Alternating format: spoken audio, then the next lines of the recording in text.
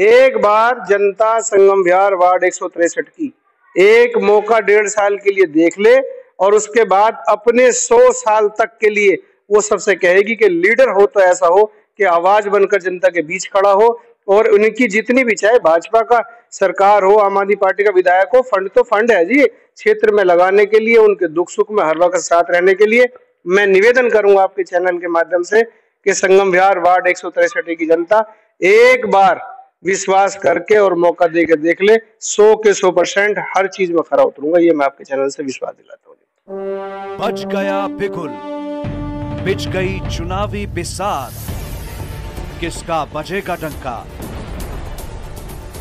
और किसकी होगी मात। नमस्कार, आप सभी का आज स्वागत करते के साथ ही बाई इलेक्शन को मद्देनजर बात होगी और बात हमारे साथ संगम विहार ए वार्ड नंबर 163 के पूर्व कांग्रेस के प्रत्याशी रहे रईजुद्दीन जी हमारे साथ मौजूद है। पहले स्वागत करता हूं, उसके बाद चर्चा को आगे बढ़ाते हैं। रईजुद्दीन जी, आपका बहुत बहुत स्वागत। बहुत बहुत शुक्रिया सर, बहुत बहुत शुक्रिया आपका। जैसे ही आप सभी को पता है, कई दिनों से एक अटकल लगाया जा रहा था कि भाई चुनाव होगा, अब होगा, कब होगा, तब होगा, मगर आखिरकार डेट निकल चुकी है और 10 तारीख इसके लास्ट नॉमिनेशन डेट है।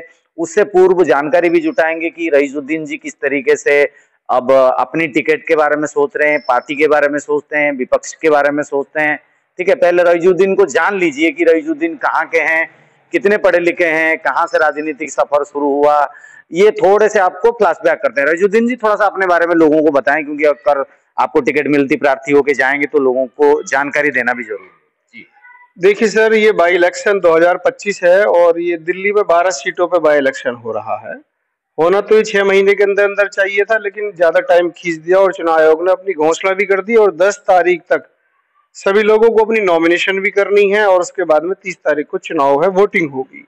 सभी पार्टी दल के लोग मैदान में हैं, वोटों की दावेदारी कर रहे हैं। हमारे यहाँ क्या है कि कांग्रेस पार्टी ये तय करेगी कि जो मजबूत कैंडिडेट होगा उस कैंडिडेट को वो मैदान में उतारेगी। 2022 में मैंने चुनाव लड़ा, मैं यहाँ का 30वीं बार अध्यक्ष हूँ कांग्रेस पार्टी का, और उस मजबूती के साथ जिसको पार्टी चुनाव लड़ाएगी, हम मजबूती के साथ उसको मैदान में तन मन धन के साथ लड़ाकर उसको जिताकर भेजेंगे इस बार। जी, पीछे से अगर बात करें तो आप कांग्रेस में कब से ज्वाइंड हैं? आप पदवी में तो हैं, कर ही रहे हैं। थोड़ा और पीछे चलते हैं, आप राहुल गांधी को देख के मोटिवेट हुए या इंदिरा गांधी को देख के मोटिवेट हुए या राजीव गांधी जी के विचारधाराओं के साथ मोटिवेट हुए? किस तरीके से प्रेरणा मिली और कांग्रेस ही क्यों? देखिए सर, हमारे आबाओ अजदाद, हमारे बुजुर्ग जो बड़े हैं, हमारे दादा, हमारे वालिद साहब हमेशा से आज तक कांग्रेस ही रहे और हम भी कांग्रेस को ही वोट देते चले आए, क्योंकि कांग्रेस की जो विचारधारा है वो एक सेकुलर विचारधारा है। तो कांग्रेस पे आंख बंद करके विश्वास किया जा सकता है। तो हम 2016 से पहले तो हम बिना किसी पद के, बिना किसी जिम्मेदारी के हम कांग्रेस के लिए काम करते थे।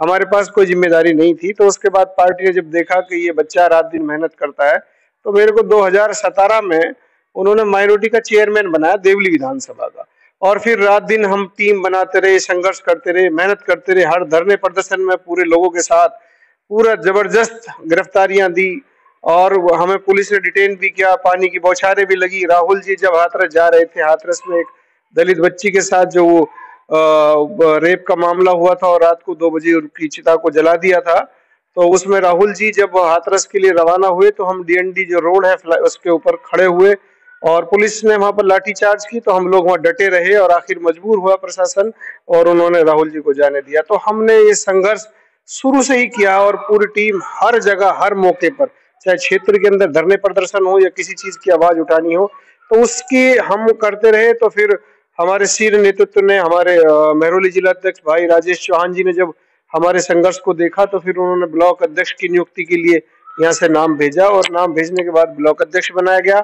और फिर अनिल चौधरी जी हमारे प्रदेश के अध्यक्ष थे, उनके साथ हमने बहुत काम किया। शीला जी के टाइम साथ में भी हमने काम किया, सुभाष चोपड़ा जी के भी साथ काम किया। आज देवेंद्र यादव जी हैं, अरविंदर सिंह लवली जी के साथ भी काम किया। आज देवेंद्र यादव जी दिल्ली की कमान संभाले हुए बहुत मजबूती के साथ दिल्ली को बड़ी सूझबूझ के साथ, दूरअंदेशी के साथ लेकर चल रहे हैं। और देवेंद्र यादव जी ने कल हमारी सभी की मीटिंग ली थी और जो जिम्मेदारी हमारे कंधे पे सौंपी है, उन्होंने जो हमें दी है, हम यकीन के साथ आपको कह सकते हैं कांग्रेस मजबूती के साथ लड़कर 12 सीटों के साथ जीतकर सदन में जाएगी।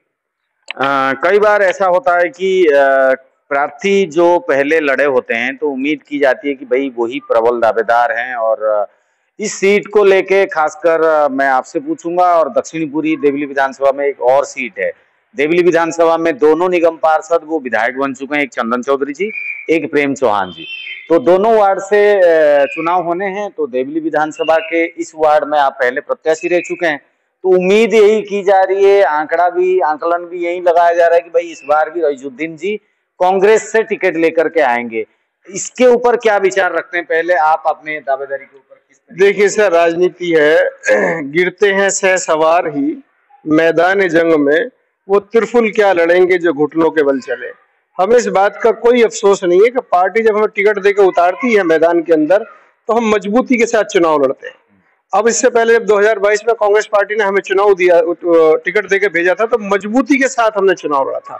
और अगर पार्टी फिर विश्वास दिखाती है और चुनाव के अंदर भेजती है प्रत्याशी बनाकर, तो आपके माध्यम से मैं यकीन दिलाता हूं क्षेत्र की जनता को और अपने शीर्ष नेतृत्व को कि मजबूती के साथ ही चुनाव लड़ा जाएगा। चलिए, बहुत अच्छी बात है। और कहीं ना कहीं आत्मविश्वास के बल पर एक प्रार्थी मैदान में भी उतरता है और सामने वाले प्रतिद्वंदियों के साथ अच्छे से रणभूमि में उतर के, चुनावी रणभूमि में तो यही कहूंगा, खैर पर्सनल बातें तो होती ही नहीं है, अन्य पार्टियों को कड़ा टक्कर देता है। और रईजुद्दीन जी इस प्रकरण को लेके, चुनावी प्रकरण को लेके वार्ड नंबर 163 में भागीदारी देने के लिए अभी बिल्कुल प्रस्तुत हैं। ठीक है, मान लिया। अब आगे ऐसा तो नहीं कि रईजुद्दीन जी जाएंगे और प्रतिद्वंदी कौन है? फिर सामने बीजेपी है, सामने आम आदमी पार्टी भी आएगी।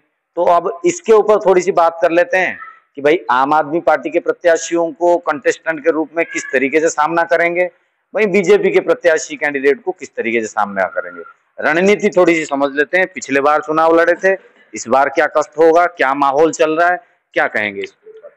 सर, अब रणनीति आप देखिए, आम आदमी पार्टी के यहाँ चौथी बार से विधायक हैं प्रेम चौहान जी, 3 बार प्रकाश जारवाल जी यहाँ रहे। और आप बांध पे आए होंगे, बांध का हाल देखिए, पूरा खुदा हुआ है। पानी की समस्या पूरे ब्लॉक संगम विहार, बल्कि यूं कहूंगा पूरी देवली विधानसभा के अंदर है। जब आप 11 साल तक सरकार में रहे, आपका मुखिया अरविंद केजरीवाल जी दिल्ली के चीफ मिनिस्टर रहे हैं, जब आप 11 सालों में बांध की उस साइड से लाइन सोनिया विहार की, जो आदरणीय सज्जन कुमार जी के टाइम में वो यहाँ तक आ गई थी और शीला जी दीक्षित जी सीएम थी, उस 11 साल के इस कार्यकाल के बाद केजरीवाल साहब ऐसी क्या बंदिशें थी सरकार के ऊपर कि जो संगम विहार के निवासी हैं, यहाँ के क्षेत्रवासी हैं, का जो जनजन है, तो उस पानी को वहां तक नहीं पहुंचा पाई।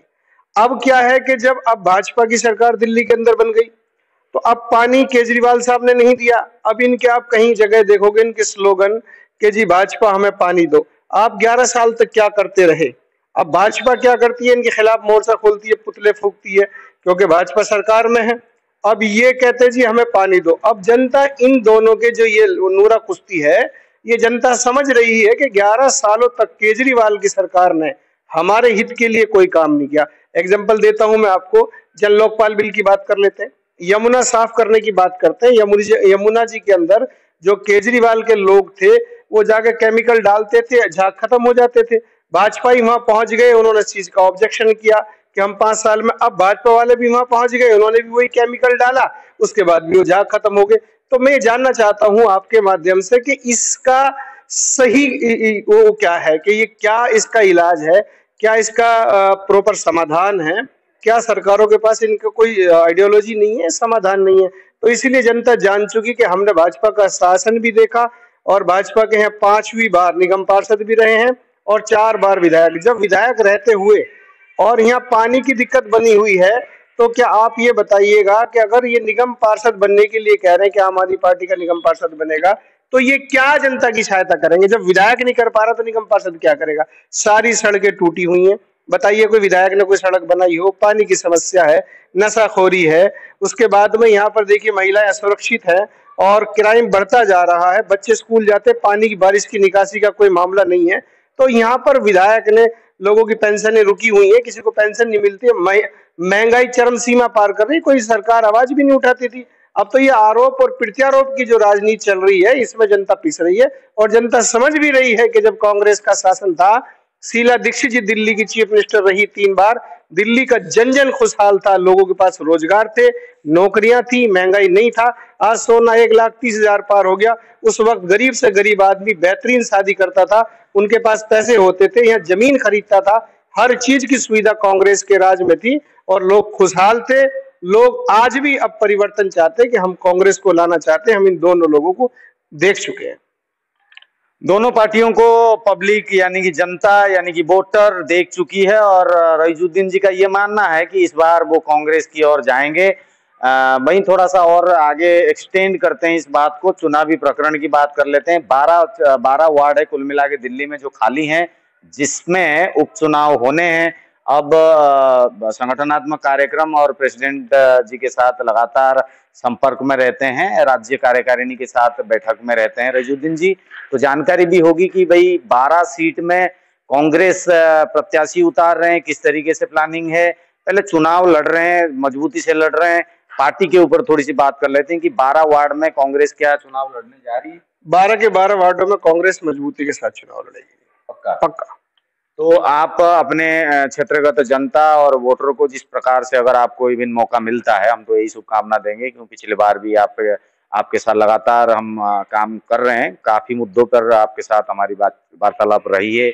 क्षेत्रीयगत मुद्दे के ऊपर आप लगातार हमारे चैनल के जरिए आवाज उठाते रहते हैं। तो इसी परिप्रेक्ष्य में अगर चुनाव की बात करें, आपको अगर टिकट मिलती है, अगर आप लेकर के आते हैं, तो पब्लिक को क्या कहना चाहेंगे एडवांसली, क्योंकि चुनाव होना तय है, डेट घोषित हो चुकी है, टिकट आप लाएं चाहे कोई और लाएं, अगर आप लेके आ गए फिर से, तो कैसा किस तरीके से माहौल बनाएंगे, किस तरीके से जनता के पास रहेंगे, क्या क्या मुद्दे होंगे और जीत हासिल करने के बाद क्या मैनिफेस्टो?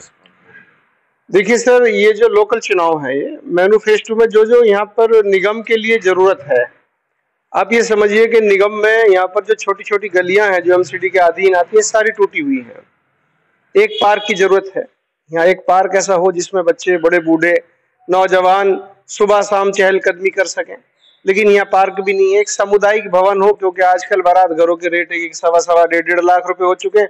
मजदूर तबका यहाँ रहता है, गरीब लोग हैं, रोज झाड़ी लगाने वाले, रेड़ी पटरी वाले, फल फ्रूट बेचने वाले, प्लम्बर, पेंटर, ये यहाँ पे मजदूर लोग ज्यादा रहते हैं। इनको भी ये उम्मीद है कि कोई ऐसा हमारे लिए सामुदायिक भवन बन जाए जिससे कि हम अपने बच्चों की शादी कर सकें।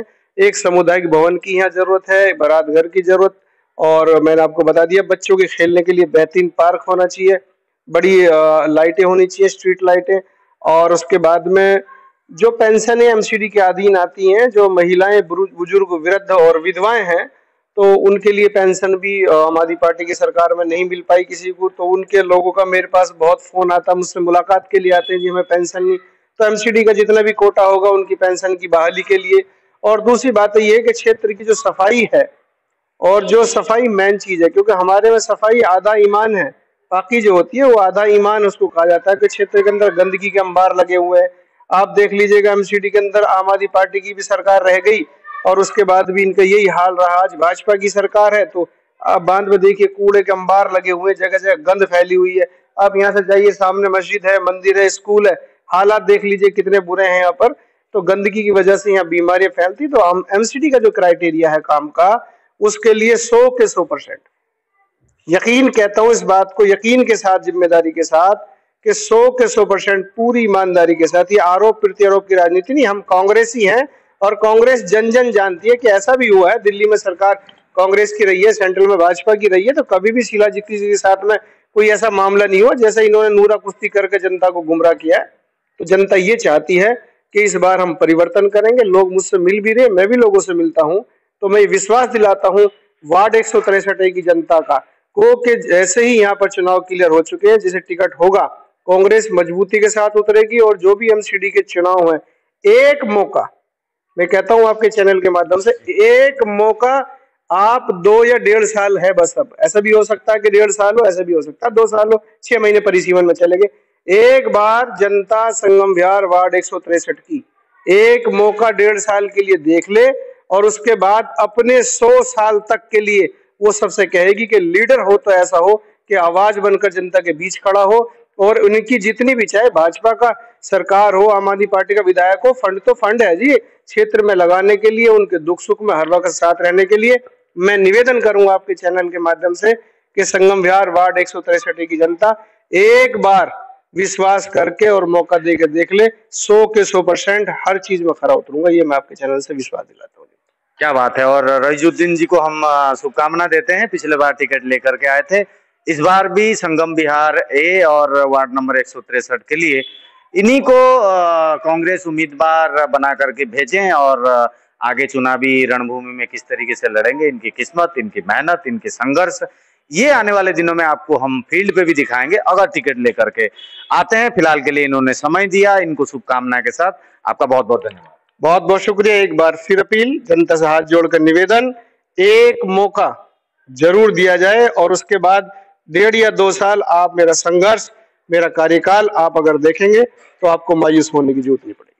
बहुत बहुत धन्यवाद, मिलते रहिए और इस तरीके से आप लोग हमारे चैनल को लाइक, शेयर और सब्सक्राइब कर लीजिए, बेल आइकन को भी दबा दीजिए ताकि इसी प्रकार से चुनावी प्रकरण को लेकर अनेकों वीडियो, अनेकों ग्राउंड सर्वे के साथ हम आपको अवगत करेंगे। इस चुनावी प्रकरण में लगातार 1 महीने में आपको पता चल जाएगा कि देवली विधानसभा में और पूरे 12 वार्ड में दिल्ली में जो चुनाव होने हैं इसमें क्या माहौल है, कौन जीत रहा है, कौन हार रहा है। इसके लिए आप चैनल को लाइक, शेयर और सब्सक्राइब करना ना भूलें। फिलहाल के लिए जय हिंद, वंदे मातरम।